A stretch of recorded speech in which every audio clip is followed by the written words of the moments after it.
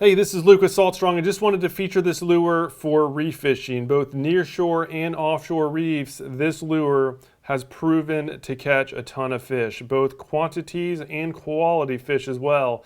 So nearshore, been catching some giant snook. Here's one that my dad caught when I was teaching him how to use it. This was a monster snook. Obviously been catching a bunch of mangrove snapper, a lot of flounder, and just a wide variety, even cobia, wide variety of nearshore reef species. And then offshore, took this out of Carabel up to 90 feet of water, and we were catching Almaco jacks, we were catching red snapper, red grouper, a new species of grouper that I've never even seen before. This thing is just proving to catch a bunch of fish, and it makes sense too, right? You go down to a reef, and the best way to catch a bunch of fish is to get some live shrimp. But this, however, you can actually jig it, and you can generate those strikes without having to bother with live bait. And in both instances where we took this offshore and had some cut bait soaking on the bottom, compared to the Power Prawn that's being actively worked and bounced along the bottom, the Power Prawns caught the most fish, which was a big surprise. We were not expecting that. And so what I'll do in this video is I'll show you how to retrieve it to get the strikes. That's really been the key, is just this one little easy retrieve technique can get some surprisingly good results. So here it is. So here's some on the water footage. Over there to the left, you can see Joe basically just cast out just a nice short underhand cast. Basically the premise is to cast up current, let it go all the way down to the bottom, and then give a jigging motion on the bottom. And that's me right there. I just hooked up. I was doing some jigging motion, and you'll see some more footage of this. But it's just basically jigging off the bottom, have it go up about 1.5 feet, 2 feet, like a scared shrimp, and then it'll go back down. Here's a cool footage. You can see that shark was doing its best to get that Almaco jack. We caught a handful of those. This was one of our first days taking out. This was an 80 feet of water, or over 80 feet of water. So that was the first time going out. So here's some footage too. So Wyatt had just got a grouper on cut bait. I just went and dropped the Power Prawn, just again, just a little bit up current, right where that grouper bite was, to see if anything else is down there. And at this point, I was out of the heavier jig heads. I was using 3/4 ounces before. And those sharks got a lot of our fish, unfortunately, so lost a lot of jig heads that trip. So I had a 1/2 ounce, so I had to let it, it took a while to get down the bottom. So I finally reached the bottom, and now I'm starting to do some jigging. You can see just a nice short, quick little bump up.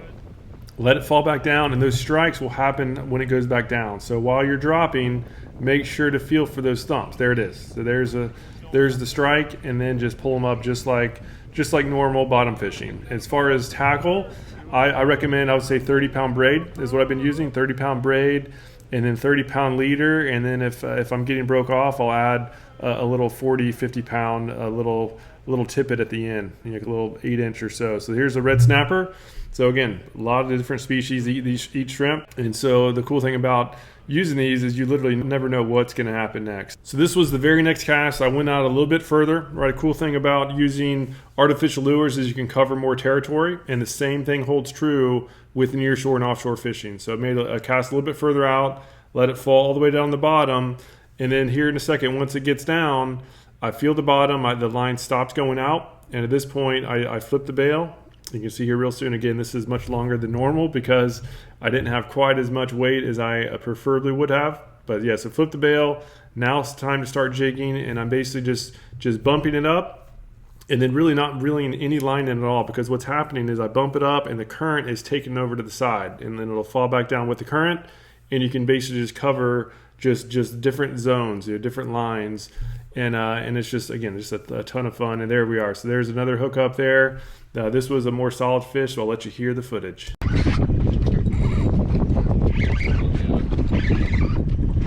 Some better fish here, fellas. Let's see what we got. We're out here, about 40 feet of water. Woo! On the Power Prawn.